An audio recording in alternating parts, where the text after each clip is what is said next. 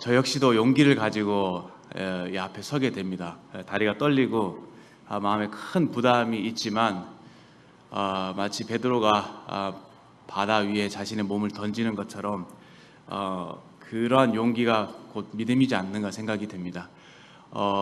앞에서 이렇게 형제님들 같은 경우는 예배 마이크를 잡고 예배를 드리는 것은 또 굉장한 그런 용기가 필요하잖아요. 앞에 이제 또 말씀 전에 특송을 한다든지 이런 모든 일들이 참 긴장이 많이 되고 부담스러운 일이라고 생각이 됩니다. 하지만 용기는 곧 그 하나님을 신뢰하기 때문에 우리가 할 수 있는 그런 믿음 행위이지 않나 생각이 되고요. 그렇게 담대하게 주님을 믿고 행하는 것에 대해서 주님께서 함께 하시고 또 함께 하심을 나타내 주시지 않을까 하는 생각이 듭니다. 오늘 아침에는 주님의 고난과 순종이라고 하는 주제를 가지고 좀 형제자매들과 말씀을 함께 나누고자 합니다. 본문 말씀은 히브리서 5장 7절에서 9절 말씀입니다. 한번 말씀을 펴보시면 좋으시겠습니다. 히브리서 5장 7절에서 9절의 말씀입니다.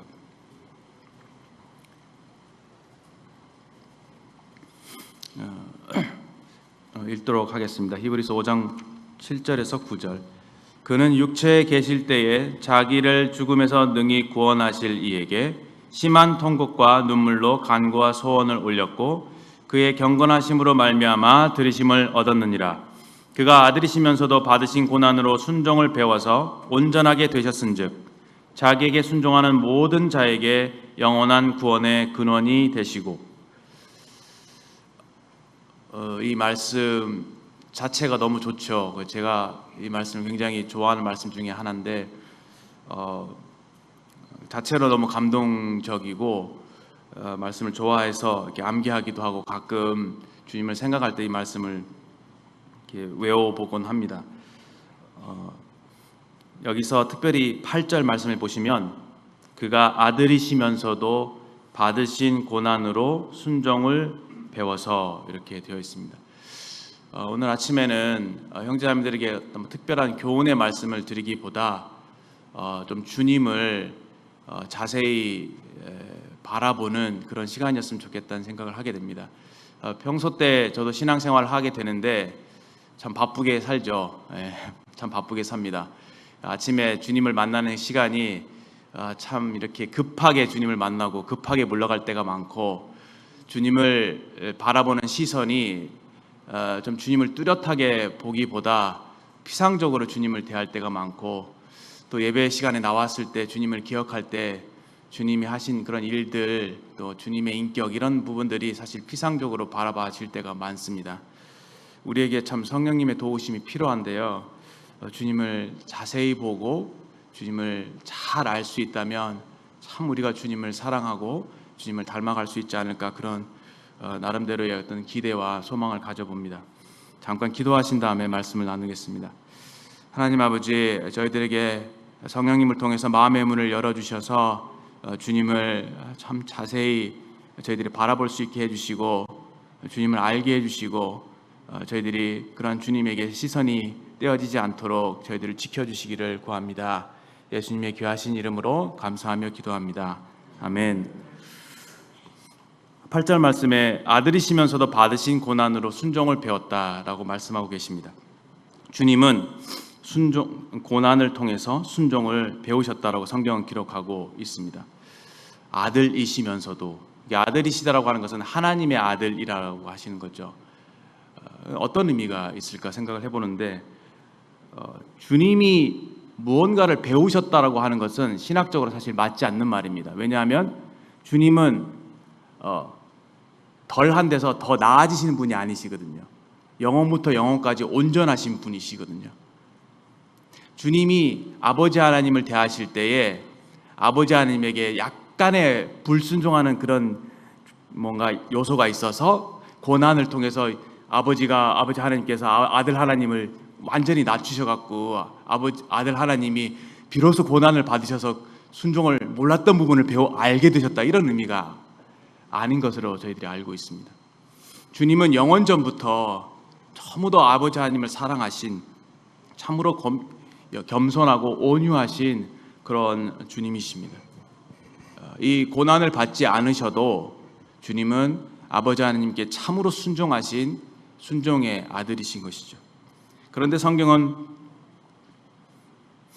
아들이시면서도 받으신 고난으로 순종을 배웠다고 말씀하고 계시고, 아들이시면서도라고 하는 표현도 그분이 그러실 필요가 없는 그렇게 온전하신 분이셨음에도 불구하고, 온전한 순종의 아들이셨음에도 불구하고 받으신 고난으로 순종을 배워서 온전하게 되셨다. 역시 마찬가지로 주님이 영원전에 온전하지 못하신 분이셨는데 고난을 통해서 순종의 아들이 되시고 그 온전한 순종을 하셨다, 이런 의미보다는 주님이 얼마나 아버지 하나님을 사랑하시고 순종하시는 분이신지 고난을 통해서 증명해 보이셨다, 이렇게 저는 나름대로 이해가 됩니다. 마치 이 말씀은 우리가 아직 죄인 되었을 때에 그리스도께서 우리를 위하여 죽으심으로 하나님께서 우리에 대한 자기의 사랑을 확증하셨다라고 하는 말씀을 생각해 보게 될 때, 예수님께서 우리를 위해 죽으시지 않으셔도 아버지 하나님은 우리 모든 인생들을 향해서 상상도 할 수 없는 커다란 사랑을 갖고 계신 분이시죠. 그런데 우리 주 예수 그리스도께서 죄인된 우리를 위해서 십자가에서 죽으심으로 그 하나님의 엄청난 사랑이 그 십자가를 통해서 나타나게 되고 증명이 확증이 되어진 것이죠. 우리 주님의 진가가 고난을 통해서 확실하게 드러난 것입니다. 순종의 아들을 고난을 통해서 우리 아버지 하나님께서 우리에게 보여주셨다라고 저는 그 말씀을 이해하게 됩니다. 7절 말씀에 그는 육체에 계실 때에 자기를 죽음에서 능히 구원하실 이에게 심한 통곡과 눈물로 간구와 소원을 올렸고 그의 경건하심으로 말미암아 들으심을 얻었느니라. 이 7절 말씀은 우리에게 겟세마네 동산에서 고민하고 슬퍼하사 떨어지는 땀방울이 핏방울과 같이 되었네 라고 하신 그 찬송가 가사를 깊이 묵상하게 합니다. 자기를 죽음에서 능히 구원하실 이에게, 아버지 하나님께 심한 통곡과 눈물로 간구와 소원을 올리셨다. 그리고 그분의 경건하심으로 말미암아 들으심을 얻었다라고 성경은 기록하고 있습니다. 특별히 이제 그의 경건하심이라고 하는 말씀을 다르게 표현을 하면은 이제 킹 제임스 버전에는 이제 fear라고 돼 있어 이제 경외하심이라고 이제 번역을 하고 있고요. 저는 이제 NIV 성경, 이제 영어 성경인데 거기에는 이제 죄송합니다만 reverence of mission이라고 해서 아버지 하나님을 공경하고 숭배하심으로 인한 복종이다, 굴종이다, 이렇게 굴복이다, 이렇게 표현하고 있습니다. 그러니까 순종이라고 하는 개념이 이 경건하심 안에 이제 포함이 되어 있는 것이죠. 그러니까 아버지 하나님을 사랑하시고 공경하시고 그분을 온전히 이렇게 높이고자 하는 마음에서 그분의 뜻에 자신을 복종하신 그 주님을 가리키는, 그렇게 하심으로 인해서 아버지 하나님에게 들으심을 얻었다. 성경은 이렇게 기록하고 있습니다. 그래서 여기서도 역시 순종의 의미를 저희들이 발견할 수 있게 되는데요. 이 순종하시기까지 주님이 어떠한 분이셨는지를 조금 묵상해 볼 수 있는 구약의 그림자가 있습니다. 그것은 바로 소재입니다. 소재. 여기 손을 잠깐 넣으신 다음에 레위기서 2장 말씀을 잠깐 펴보도록 하겠습니다. 레위기서 2장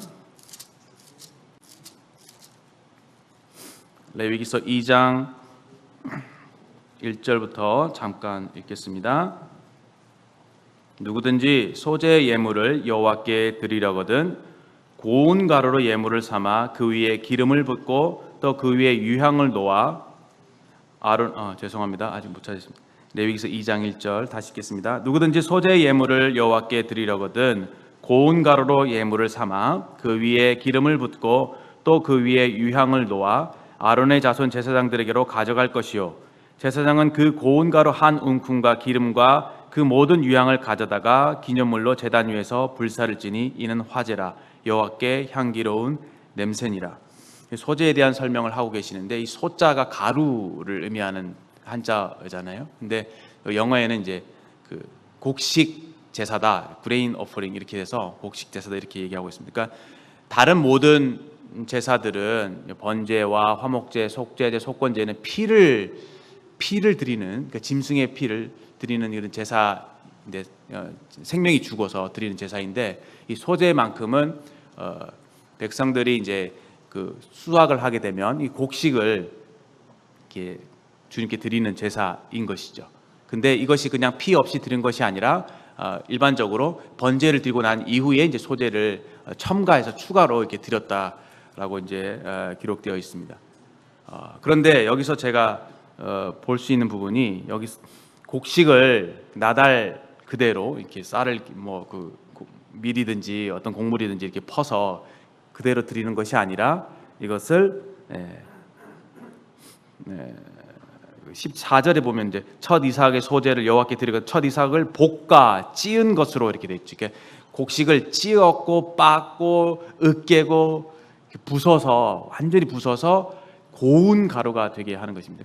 형제자매님들 이제 저희들이 밀을 먹을 때 밀 가루를 통해서 빵을 만들어 먹잖아요. 그 여기 저희들이 용어 빵이지만 보통의 경우는 밀가루로 빵을 만듭니다. 그 밀가루를 손에 한번 쫙 뭉쳐 주셨다고 생각을 해보십시오. 굉장히 어떻습니까? 부드럽죠. 청년들 볼링 좋아하시는데 볼링 그 칠 때 가루 손으로 만지면 굉장히 부드럽잖아요. 그런 것처럼 그 입자가 밀가루 입자가 굉장히 가늘잖아요. 굉장히 뭐랄까요, 작잖아요. 그래서 이게 고운 가루가 되는 것입니다. 그러니까 아주 잘게 부서진 가루.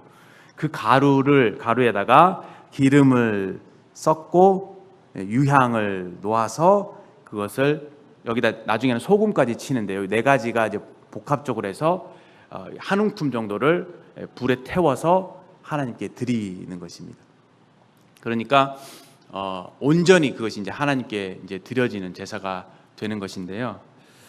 저는 특별히 이제 다른 것보다도 이제 물론 이제 설명을 좀 드린다면은 여기 기름은 뭐 성령님을 생각할 수가 있죠. 그리고 유향은 이제 그리스도의 그 아름다운 인격 이런 것들을 생각할 수가 있고, 그 소금은 이제 보통 이제 변치 않는 언약 이런 것들을 생각할 수가 있습니다. 그렇게 해서 하나님께 드리게 되는데 저는 무엇보다도 이 고운 가루에 대해서 많이 마음이 계속 남아 있고 생각을 하게 되었습니다. 이 고운 가루, 그러니까 주님의 그 인격이 이 고운 가루와 같다. 굉장히 부드러운 가루와 같다. 이건 사실 저희들에게 온유라고 하는 단어를 떠올리게 하는 것입니다. 주님께서 아버지 하나님에게 순종하시기까지 우리 주님께서 가지고 계신 그 성품이 어떠했느냐? 마치 이 고운 가루와 같이 온유하신 성품이었다. 온유라고 하는 단어는 다루기 쉬운, 굉장히 온유한 사람은 그런 사람이죠. 이제 뭔가 마음이 유약하다라는 표현도 있을 수 있겠지만 굉장히 고집스럽지 않고 이렇게 이끌면 이리로 가고 저렇게 이끌면 저리 가는 거예요. 소를 몰 때 아이가 이렇게 툭 치면은 그 큰 소가 이쪽으로 치면 이쪽으로 그냥 가고 저쪽으로 치면 저쪽으로 가고, 그러니까 자기 어떤 의지가 없이 이끄는 대로 이렇게 따라가는 그런 모양을 저희들이 온유라고 하죠. 그 주님의 마음이 얼마나 온유하고 겸손하신지 그 고운 가루와 같다라고 하는 것입니다. 한번 생각을 해보십시오. 주님 얼마나 아름다우십니까? 우리와 같이 이렇게 고집 세고 자기 주장과 생각이 강한 사람들에 비해서 우리 주님은 참 지혜로우시면서 참 모든 것을 가지고 계신 능력의 하나님 자신이시면서도 주님은 참 이 고운 가루와 같은 온유하고 겸손하신 분이었다라는 것들을 저희들로 생각나게 하는 것입니다. 원래 그런 주님은 근데 빠지셔서 온유한 심령을 가지신 게 아니라 원래부터가 그 온유하신 그 고운 가루였었다는 것을 좀 새롭게 좀 생각을 하게 되었습니다. 주님이 고난을 통해서 주님이 낮아지신 게 아니라 원래 겸손하신 분이셨는데 그 주님의 겸손이 그 우리 육체를 입고 이 땅에 오시고 우리 위해서 고난을 받으심으로 인해서 주님이 얼마나 겸손하신 분인지를 증명해 낸 그 사실들을 생각을 하게 되는 것이죠. 그런 면에서 우리가 얼마나 다른가 하는 생각을 하게 됩니다. 아까 읽으셨던 그 7장 아까 5장 7절에 있는 말씀이 저희가 겟세마네 동산에서의 기도를 생각나게 한다고 말씀드렸잖아요. 그 말씀을 한번 찾아보도록 하겠습니다. 먼저 찾아보시기 전에 마태복음 잘 아시는 말씀이지만 주님을 좀 더 우리가 알고자 하는 마음으로 좀 더 마음에 묵상하는 주님을 묵상하는 마음 심령으로 말씀을 좀 바라봐 주시면 감사하겠습니다. 마태복음 26장 36절부터 몇 말씀을 읽도록 하겠습니다. 마태복음 26장 36절. 이에 예수께서 제자들과 함께 겟세마네라 하는 곳에 이르러 제자들에게 이르시되 내가 저기 가서 기도할 동안에 너희는 여기 앉아 있으라. 베드로와 세베대의 두 아들을 데리고 가실새 고민하고 슬퍼하사 이에 말씀하시되 내 마음이 매우 고민하여 죽게 되었으니 너희는 여기 머물러 나와 함께 깨어 있으라 하시고 조금 나아가사 얼굴을 땅에 대시고 엎드려 기도하여 이르시되 내 아버지여 만일 할만하시거든 이 잔을 내게서 지나가게 하옵소서. 그러나 나의 문대로 마옵시고 아버지의 원대로 하옵소서 하시고 제자들이 오사 그 자는 것을 보시고 베드로에게 말씀하시되 너희가 나와 함께 한 시간도 이렇게 깨어 있을 수 없더냐. 시험에 들지 않게 깨어 기도하라. 마음에는 원이로되 육신이 약하도다 하시고 다시 두 번째 나아가 기도하여 이르시되 내 아버지여 만일 내가 마시지 않고는 이 잔이 내게서 지나갈 수 없거든 아버지의 원대로 되기를 원하나이다 하시고 다시 오사 보신즉 그들이 자니 이는 그들이 눈이 피곤함일러라. 또 그들을 두시고 나아가 세 번째 같은 말씀으로 기도하신 후 이에 제자들에게 오사 이르시되 이제는 자고시라. 보라 때가 가까웠으니 인자가 죄인의 손에 팔리느니라.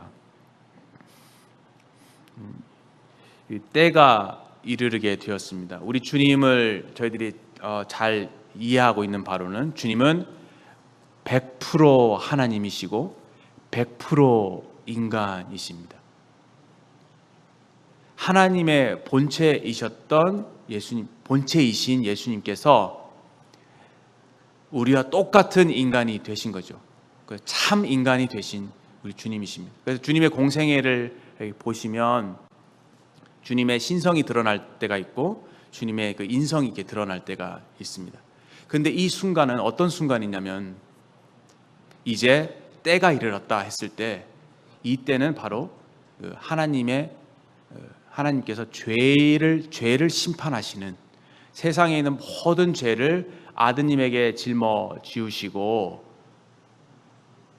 얼마나 하나님이 죄를 미워하시고 얼마나 하나님께서 거룩하신 분이신지 얼마나 하나님께서 우리를 사랑하시는지를 이제 나타내주는 중요한 그 십자가 사건인 것이죠. 그 무시무시한 하나님께 죄를 심판하시는 그때가 이제 다가오게 된 것입니다. 근데 저희가 이 말씀을 저는 항상 아직도 솔직히 말씀드리면 잘 이해가 되지 않습니다. 왜 주님께서 아버지야 할만하시거든 이 잔을 내게서 지나가게 하옵소서라고 기도하셨는지, 그리고 그러나 나의 원대로 마옵시고 아버지의 원대로 되기를 원하나이다. 이 말씀을 보면 참 오해의 소지가 있어요. 아버지의 원하는 것과 아들이 원하는 것이 달랐구나. 아들이 정말 마지못해 정말 원치 않은데 아버지께서 원하시니까 뭔가 억지로 자신을 뭔가 굴복하는 듯한 그런 뉘앙스로 들리게 됩니다. 왜 이런 부분에 이제 의문을 갖게 되냐면, 죄송합니다. 말씀을 좀 찾아보겠습니다. 누가복음 22장 15절 말씀을 읽겠습니다. 먼저 13절부터 22장 13절. 그들이 나가 그 하신 말씀대로 만나 유월절을 준비하니라. 때가 이름에 예수께서 사도들과 함께 앉으사 이르시되 내가 고난을 받기 전에 너희와 함께 이 유월절 먹기를 원하고 원하였노라. 이 유월절 먹기를 원하고 원하였노라.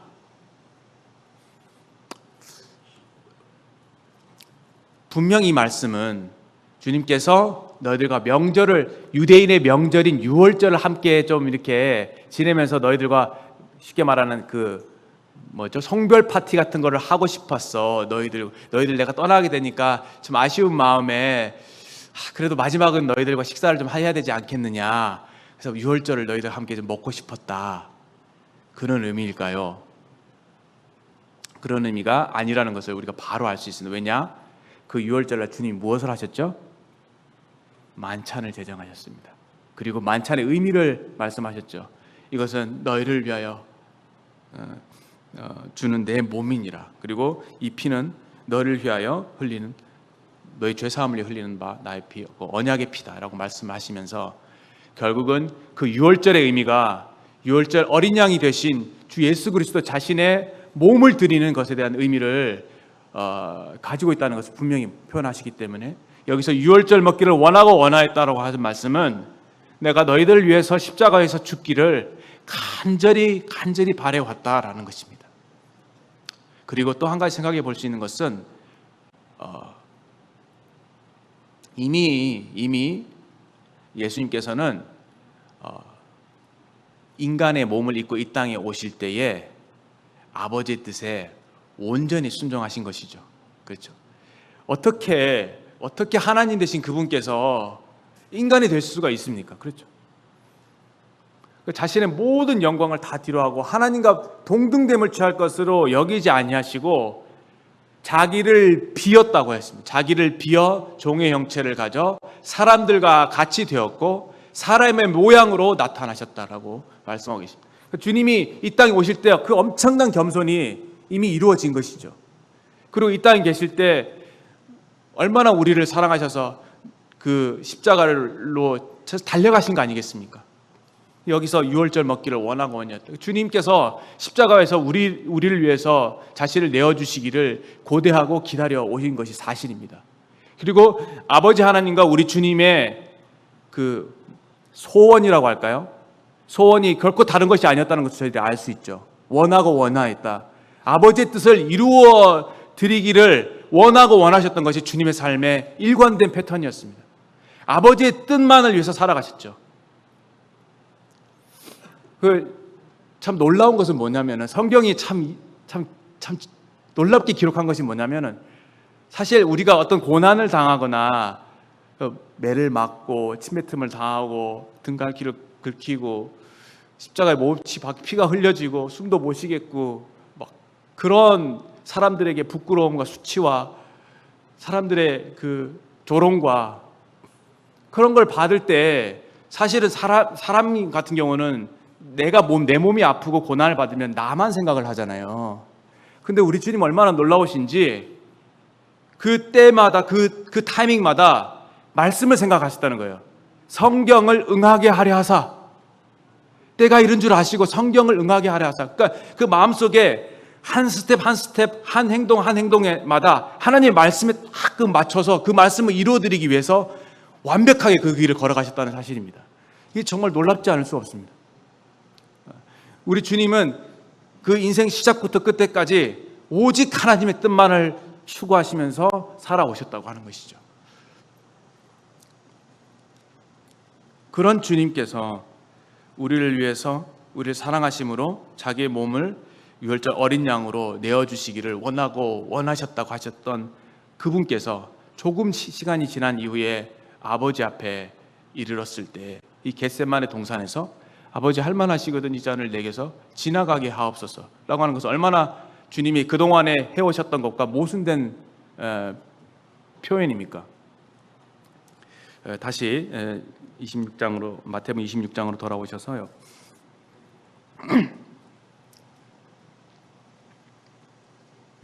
근데 여기에 대해서 이제 제가 이해하고 있는 바로는 이때 주님께서 자신의 신성을 완전히 감추신, 완전히 무력화시키신, 그리고 정말 참 인간으로서 마치 여러분과 제가 그 십자가라고 하는 엄청난 쓰나미를 앞에 두고 보일 만한 그런 반응을 예수님도 똑같이 보이시는 거예요. 완전한 인간으로서 충실하신 그 모습을 드러낸 것이 아닌가 이게 생각이 되는 것입니다. 여기 이 말씀을 보시면 매우 고민하여 죽게 되었으니, 주님께서 고민하고 슬퍼하셨습니다. 굉장히 그 앞으로 당할 모든 일들을 주님이 아셨잖아요. 그 십자가 고통이 어떤 것인지를 아셨습니다. 거기에는 여러 가지 고통이 있는데 첫 번째는 육체적인 고통, 말도 할 수 없는 고통이죠. 그보다 더 심했던 것은 바로 정신적인 고통이었을 테고, 그보다 더 힘들었던 것은 영적인 고통이었을 것입니다. 그 영적인 고통은 무엇입니까? 죄인이 아니신 분께서, 죄가 하나도 없으신 분께서 우리를 위해서 지금 죄가 되는 순간이죠. 우리 인간을 대표하셔서 참 사람으로서, 우리를 인간을 대표한 참 사람으로서 인간의 모든 죄를 혼자 뒤집어 쓰시고 하나님의 진노의 대상이 되셔서 그 하나님의 진노의 심판을 받으실 때 그것이 얼마나 무서웠겠습니까? 그 얼마나 두려운 것이겠습니까? 그것을 저희들이 잘 알지 못합니다. 그 하나님의 심판이 얼마나 무서운 것인지, 그 하나님의 진노가 얼마나 두려운 것인지 우리 가히 저희들이 측량하지 못한 겁니다. 주님은 그것을 아셨어요. 죽음을 알지도 못하신 분께서, 생명의 주인께서 사망 아래 갇히는 그 고통이 얼마나 큰 것인지를 아셨습니다. 성경 다른 구절에서는 죽음의 고난이라고 말씀하고 있죠. 죽음이 예수님께는 엄청난 고난이셨던 거죠. 고난의 끝이, 최정점이 죽음이셨던 것입니다. 그런데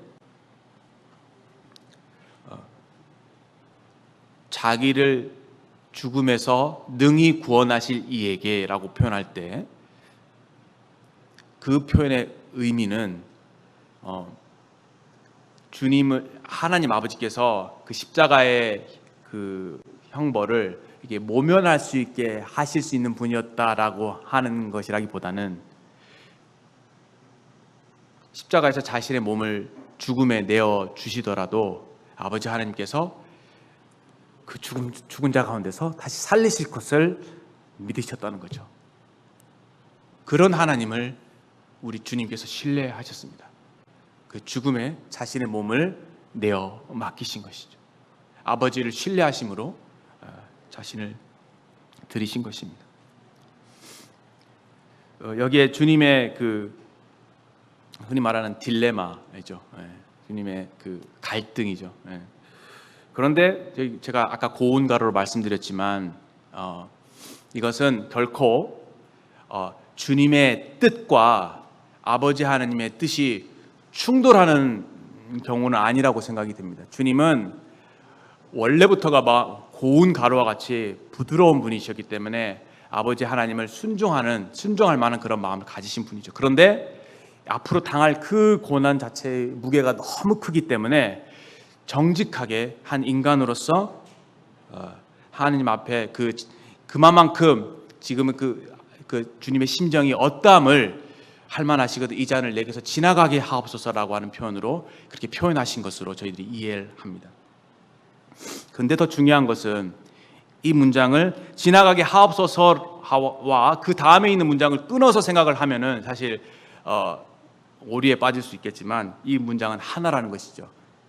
그러나가 중요합니다. 그러나 나의 원대로 마옵시고 아버지의 원대로 되기를 원하는, 여기 원이라고 하시는 뜻입니다. 뜻. 하나님의 뜻대로, 하나님의 의지대로 되기를 바랍니다. 그것이 나의 의지입니다라고 말씀하신 것이죠. 근데 앞에 거는 그냥 어떻게 보면은 주님이 얼마나 그 심정이 얼마나 슬프시고 얼마나 그 앞으로 당할 일에 대해서 압도되어 있는가, 얼마나 그 주님께서 그 힘든 가운데 계신가를 표현한 표현이라고 한다면은 그러나부터는 주님의 그 본심이신 것이죠. 그러나 내가 아무리 이렇게 힘들고 어렵지만 나의 원대로 마옵시고 아버지의 원대로 되기를 원합니다라고 주님이 말씀하신 것으로 보여집니다.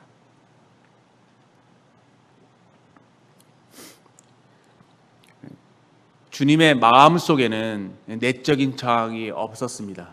그런데 이 주님의 이 고난이라고 하는 이 외적인 저항이 이르렀을 때에 주님께서는 참 한 인간으로서 그것을 굉장히 버거워하신 상황인 것이고요. 그래서 아버지께 3번이나 이것을 기도하신 것입니다. 그때 일어났던 사실 중에 하나가 바로 우리 주님을 도우셨다는 것입니다. 히브리서 말씀을 보면은 아까 소재에도 말씀드렸지만 이 기름이 함께 추가가 되죠. 성경은 이렇게 말씀하고 있습니다. 영원하신 성령으로 말미암아 흠없는 자기를 하나님께 드린 그리스도의 피가 이렇게 돼 있죠. 그러니까 예수님의 십자가의 죽음이 예수님의 혼자의 힘을 의지해서 하신 것이 아니라, 그것도 참 주님의 겸손이신데 아버지께 기도하심으로 인해서 성령의 도우심을 입으신 거예요. 그래서 예수님께서 그 십자가를 달리실 때 성령의 도우심으로 인해서 십자가의 사역을 감당하신 그 말씀으로 저희들이 이해할 수 있습니다. 영원하신 성령으로 말미암아 흠없는 자기를 하나님 아버지께 드리셨다.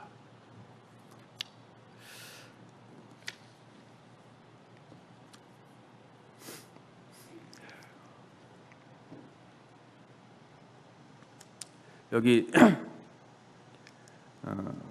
내 아버지여 만일 할만하시거든이라고 표현이 되어 있죠. 할만하시거든.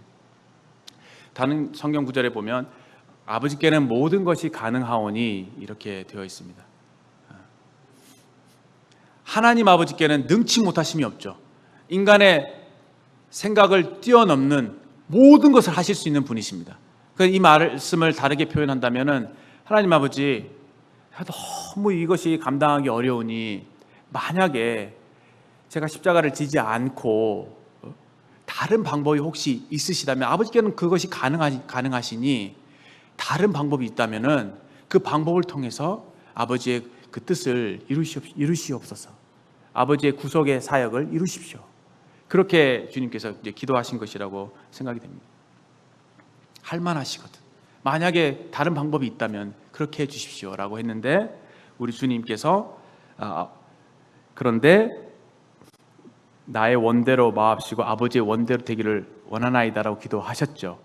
결국 기도의 결론은 아버지의 원대로 하게 해 주십시오라고 하는 것이 기도의 결론이었고, 그러한 아버지의 뜻에 자신을 맡기신 그 경외하심, 그 경건하심, 그 순종하심으로 인해서 하나님께서 그 기도를 들으신 것이죠. 그래서 어떻게 했습니까? 예수님으로 하여금 그 십자가를, 그 고난을 통과하게 하셨습니다.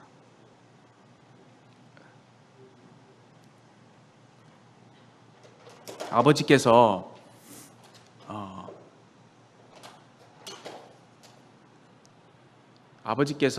자기 아들을, 육체 생명이 피에 있기 때문에 피만 흘려도 죄사함이 된다고 하잖아요. 그러면 그 어떤 방법으로든 쉬운 방법으로 피만 흘리고 빨리 죽음으로 딱 가게 하셔서 굉장히 쉬운 방법으로 우리의 죄를 속죄하실 수도 있었겠죠. 근데 저는 참 이해가 되지 않는 게, 왜 아버지 하나님께서는 우리 주님에게 그 십자가라고 하는 가장 그 험한, 가장 극악한 죄인들이나 당하는 그러한 십자가 형벌을 받게 하셨을까? 왜 그런 고난을 굳이 감당하게 하셨을까라는 것입니다. 참 형제님 자매님께서 두고두고 묵상해 볼 문제가 아닌가 생각이 됩니다.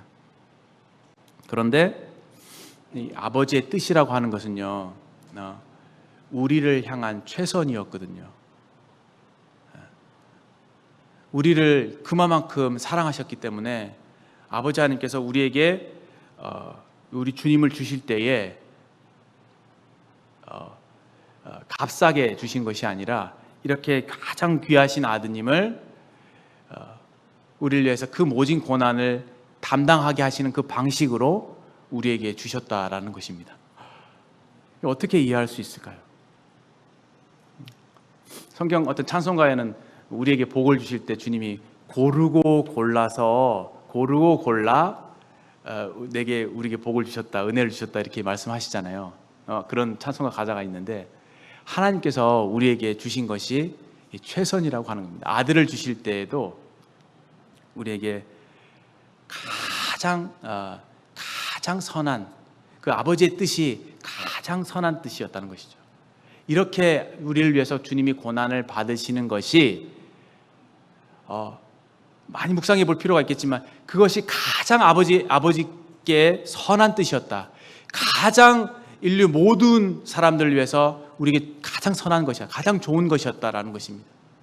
그래서 아버지 하나님께서는 그 자신의 뜻을 어떻게 보면 굽히지 않으셨고 가장 선하신 뜻대로 아드님을 우리에게 내어 주셨습니다. 저는 이 부분이 참 마음에 많은 감동이 되었습니다. 그렇게 주님의 고난 당하심으로 말미암아 아버지께서 우리를 향해서 이루고자 하는 뜻이 있으셨는데 그 중에 하나가 하나님의 사랑이 어떠하심을 우리에게 드러내시는 것이고 그 다른 것 중에 하나가 우리를 그러한 방법이 아니면은 우리의 강팍한 마음이 잘 이렇게 깨어지지 못하는 것 같아요.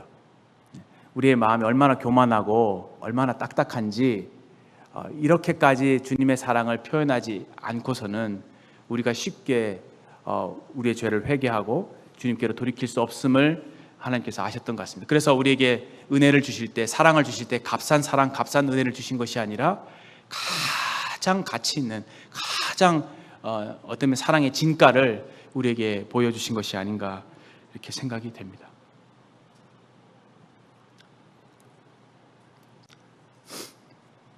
제가 이 부분에 대해서 너무 감당할 수 없는 부분이기 때문에 이 정도까지만 말씀을 드리고 다음 부분으로 넘어가도록 하겠습니다. 하나님이 하시는 일은 무엇입니까? 그 죄라고 하는 것은요, 죄라고 하는 것은 불순종이죠. 인간의 마음이 하나님과 같이 되기를 바랬고 우리 마음의 자아에 왕관을 씌워서 우리의 의지가 하나님의 뜻을 거스리는 것이었죠. 하나님의 말씀을 귀히 여기지도 않고 하나님을 존중히 여기지도 않고 내가 내 자신의 삶의 주인이 되어서 내가 왕이 돼서 살아가고자 하는 나의 고집인 것입니다. 그러니까 사람이 아무리 선하게 살고 아무리 좋게 살아도 결국 하나님을 떠나서 산다면은 그 인생은 정말 잘못된 인생인 것이거든요. 인간에게 하나님께서 자유의지를 주실 때에는 그 자유의지를 가지고 이것도 선택할 수 있고 저것도 선택할 수 있지만 결국은 하나님을 순종하는 길을 선택하도록 하신 것이 하나님의 뜻이었던 것입니다. 자유롭게 자발적으로 하나님을 선택하고 하나님께 순종하기로 하고 하나님을 사랑하도록 하신 것이 하나님의 마음이셨지만 인간은 그 자유의지를 가지고 하나님을 대적하고 하나님께 반역을 일으키는 그 길을 선택을 한 것이죠. 선악과를 아담과 하와가 따먹었다고 하지만 사실 우리 모든 인간의 마음속에는 그 인간의 의지라고 하는 것은 항상 하나님을 거스리는, 하나님을 반역하는, 하나님의 뜻보다는 내 생각과 내 뜻대로 살고자 하는 그 인간의 마음의 중심에 있는 그 죄의 뿌리가 있다고 하는 것입니다. 마음에 하나님 두기를 싫어하며 그 마음, 우리 마음속 깊은 곳에 자리 잡고 있는 그 저항, 이 자아의 저항이 있는 것이죠. 그것이 하나님의 뜻을 거부하는 것입니다. 이것이 원죄이죠. 이것이 죄의 뿌리죠. 이 죄의 뿌리로 말미암아 저가 하나님의 마음에 두기 싫어하며 하나님께서 그 상실한 마음 가운데로 내어버려두사 합당치 못한 일을 하게 하셨으니 그것으로 인해서 죄의 뿌리로 말미암아 여러 가지 죄의 열매들이 나타나게 되는 것입니다. 그러므로 죄의 열매보다는 사실 죄의 뿌리가 더 중요한 것이죠. 우리 인간의 마음속에 하나님을 멀리하는 마음, 하나님을 가까이 하지 않고 하나님의 뜻을 쫓지 않는 그런 인간의 그 교만한 마음이 하나님의 마음을 아프시게 하는 것입니다. 아까 우리 찬송을 보신 것처럼 하나님과 우리 사이가 그렇게 멀어지게 된 것입니다. 그것은 우리가 하나님께 뭐 대단한 큰 죄를 범해서가 아니라 하나님을 마음에 두기 싫어하는, 하나님을 멀리하는, 마치 탕자가 아버지의 간섭이 싫어서 아버지를 떠나서 내 마음대로 살겠다고 나갔던 그 마음, 그것이 하나님 보실 때 참 하나님을 정말 아프게 한 죄의 본질이자 뿌리였던 것입니다. 하나님은 그 마음을 돌이키고자 하셨던 것이고요. 그 마음을 돌이키기 위해서 하나님께서 세우셨던 그 솔루션이 바로 우리 주님의 십자가의 고난인 것입니다. 우리는 하나님께 불순종함으로 죄를 범했고 하나님을 멀리 떠나게 되었습니다. 그러나 이제 우리를 회복하고 돌이키시는 데 있어서 이 고운 가루와 같은 이 주님의 순종, 이 순종을 우리에게 제시하심으로 인해서 이제 그를 순종하는 모든 자에게 영원한 구원의 근원이 되게 하신 것이죠. 성도님들 여기 앉아 계신 성도 얼마나 참 귀한 성도님들은 모르겠습니다. 어떻게 우리가 이런 주님을 믿고 순종하게 되었는지, 어떻게 우리가 자발적으로 아버지 하나님을 따르고자 하고 아버지께 순종하고 아버지를 사랑하게 되었는지 참 이해할 수 없는 은혜를 우리에게 허락해 주셨습니다.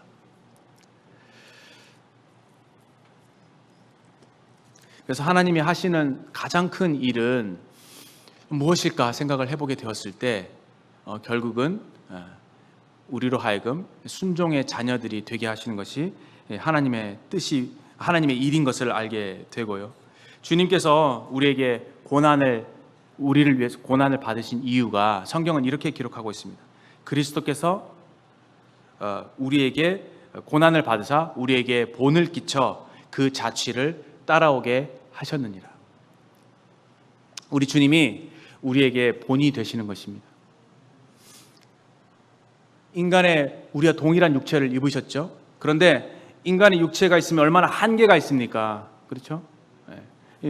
어떤 어려움이나 이런 게 고난이 있을 때 그 고난을 이겨내고 하나님께 순종하는 것이 얼마나 더 어렵습니까? 그런데 우리 주님을 그렇게 본으로 우리에게 내세우면서 봐라, 인간으로서 하나님께 이렇게 순종하는 것이니라라는 것을 우리에게 가르쳐 주신 것이라고 보여집니다. 우리 주님을 보게 될 때 참 순종이 무엇인지를 배우게 되는 것이죠. 마지막으로 이제 형제자매들에게 이제 좀 우리에게 교훈이 될 만한 것들을 좀 생각을 해보게 되는데요. 우리는 그러면 어떻게 부셔지는가입니다. 우리 마음속에는 사실 저항이 있죠. 우리 주님은 고운 가루와 같이 대신 고운 가루이시지만 우리는 여전히 사실 모난 부분이 많고 깨어지지 않는 부분이 많습니다. 이게 사실은 고운 가루처럼 우리가 부셔져야 우리가 주님의 온유와 겸손을 본받을 수 있게 되는 건데 어떻게 우리가 고운 가루처럼 부셔질 수 있을까라고 하는 생각을 해보게 됩니다. 근데 그 중에 하나가 이제 답이 나왔듯이 이제 고난입니다. 주님은 이 고난을 통해서 순종을 증명하셨지만 우리는 고난을 통해서 우리가 부셔지게 되는 것이죠. 그리고 고난을 통해서 순종을 배우게 됩니다.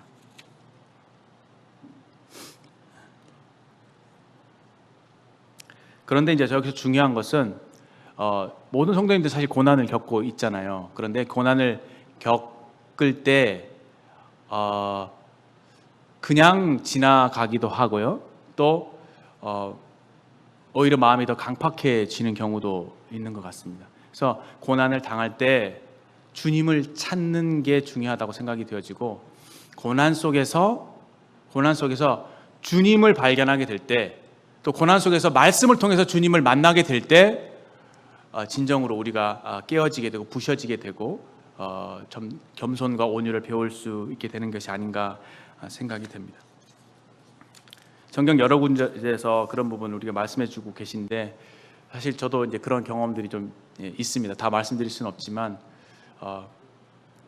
그런 어떤 어려움을 겪는 중에 주님이 저에게 음성을 들려주실 때 제가 완전히 산산조각이 났습니다. 완전히 부셔지는 것 같았고 정말 통곡할 수밖에 없었고 그 주님 앞에 정말 제 마음에 가루가 되는 것 같은 느낌을 받은 적이 있습니다. 형제자매들은 그런 경험이 있으신가요?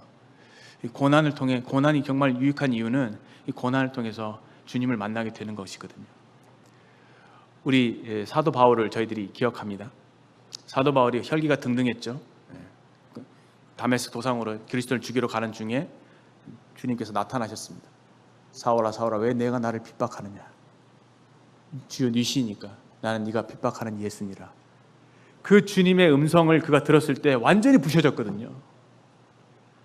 말을 못할 정도로 그냥 완전히 부셔졌습니다. 주님을 만났을 때. 사마리아 여인 마찬가지죠.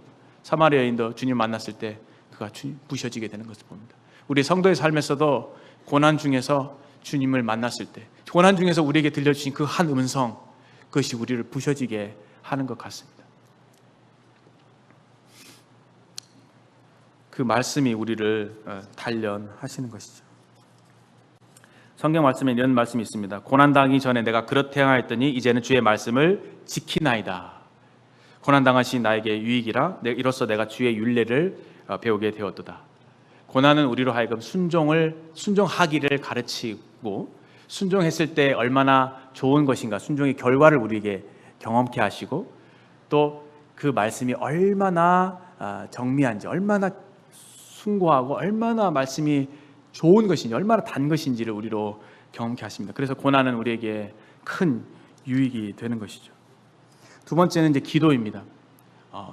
우리 주님께서 그 고난을 앞두고 기도하셨다는 것이죠. 주님은 항상 큰 일을 앞두고 아버지께 나아가서 아버지의 뜻을 구하셨고, 아버지의 뜻대로 기도하셨고, 그 아버지의 뜻을 이루셨습니다.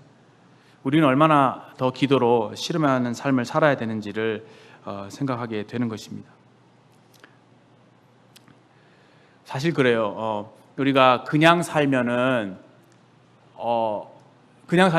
하나님으로부터 멀어집니다. 정말 그렇습니다. 내일 이제 아침에 일어나서 또 직장 출근하시고 그렇게 또 일상을 반복해서 사시겠죠. 그냥 살면 안 되는 겁니다. 아버지 뜻이 무엇인지 우리 마음속에 생각하면서 그 뜻대로 살고자 하는 간절한 소원과 열망과 적극성이 있지 않고서는 되지 않습니다. 우리 주님이 그러신 분이시죠. 주님은 항상 바쁘신 일과 속에서도 항상 따로 한적한 곳에 가셔서 아버지께 기도하시고, 아버지 뜻을 물으시고, 이 십자가를 앞에 두고도 아버지께 나아가시고, 아버지 앞에 부서지시고, 얼마나 여기 보면은 얼굴을 땅에 대시고 엎드려 기도하셨다고요. 그 아버지를 얼마나 존경하셨는지, 얼마나 그 경유하셨는지, 창조주 되신 그 하나님이신 그 예수님께서 얼굴을 땅에 대고 엎드려 아버지께 기도하셨다는 것입니다. 그래서 기도는 하나님의 뜻을 쫓아가는 과정이다라는 것을 알게 되고, 순종이 쉽지 않기 때문에 우리 주님의 본을 보게 될 때, 우리가 하나님께 기도하게 될 때 성령께서 우리를 도와주셔서 우리로 하여금 하나님의 뜻을 행할 수 있게끔 하시는 그런 비결을 우리가 발견하게 되는 것입니다. 그리고 마지막으로 한 말씀 보여드리겠는데, 요한복음 8장 29절 말씀을 펴보시겠습니다.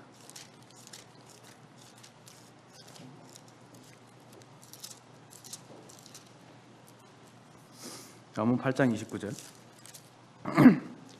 나를 보내신 이가 나와 함께 계시도다. 8장 29절. 나는 항상 그가 기뻐하는 일을 행함으로 나를 혼자 두지 아니하셨느니라. 내가 항상 그의 기뻐하는 일을 행함으로 나를 혼자 두지 아니하셨느니라. 형제자매님들, 신앙생활하면서 가장 힘들 때가 언제입니까? 저는 그래요. 주님과 멀어졌을 때, 내 영안이 어두워지고 주님의 목소리 음성이 들리지 않을 때, 주님이 함께 하시는 것을 내가 경험하지 못할 때, 그런 것들 사실 괴롭지 않습니까? 주님을 생각해도 아무런 마음의 감흥이 없고, 말씀을 봐도 들려지는 말씀이 없고, 주님과 함께하는 삶이 얼마나 행복한 삶인지 우리는 알고 있습니다. 여기 이 말씀에서 내가 항상 그의 기뻐하는 일을 행함으로 나를 혼자 두지 아니하셨다고. 주님은 항상 아버지 하나님의 뜻을 행하시고 아버지 하나님 기뻐하는 일들을, 그 순종이 어디서 나오냐면은 그 아버지를 사랑하시는 거예요. 아버지를 기쁘시게 해드리고 싶은 그런 간절한 열망이 있기 때문에 그 뜻을, 하나님의 뜻을 추구하는 것입니다. 그리고 그 뜻을 행함으로 인해서 아버지께서 영광을 받으시고 기뻐하시는 것을 보면서 본인 자신도 기뻐하시는 것이죠. 그래서 그 일을 행함으로 항상 아버지 하나님과 연합되어 있었던 것을 봅니다. 아까 고운 가루 말씀드렸잖아요. 고운 가루, 이게 곡식 나달로 있을 때는 사실 잘 뭉쳐지지 않습니다. 그런데 이 밀가루가 고운 가루가 됐을 때 잘 뭉쳐져서 반죽이 되잖아요. 그리고 떡을 만들고 뭐 빵도 만들고 그렇게 하는데, 저는 여기서 약간 연합을 보게 되는 것 같아요. 우리가 겸손하고 온유하게 될 때 연합을 할 수 있는 것이죠. 주님 앞에, 하나님 앞에 이렇게 하나님의 뜻을 따르고자 하고 순종하고자 하는 그런 마음을 갖게 될 때 우리가 하나님과 연합을 하게 되는 비결을 알게 됩니다. 그리고 성도 간에도 겸손과 온유한 그런 고운 가루와 같은 마음을 갖게 될 때 교회 안에 온전한 연합이 이루어질 수 있지 않을까, 그런 교훈을 받게 되는 것입니다. 연합이 주는 하나님과 연합이 주는 그 유익은 무엇입니까? 그것은 능력 있는 삶입니다.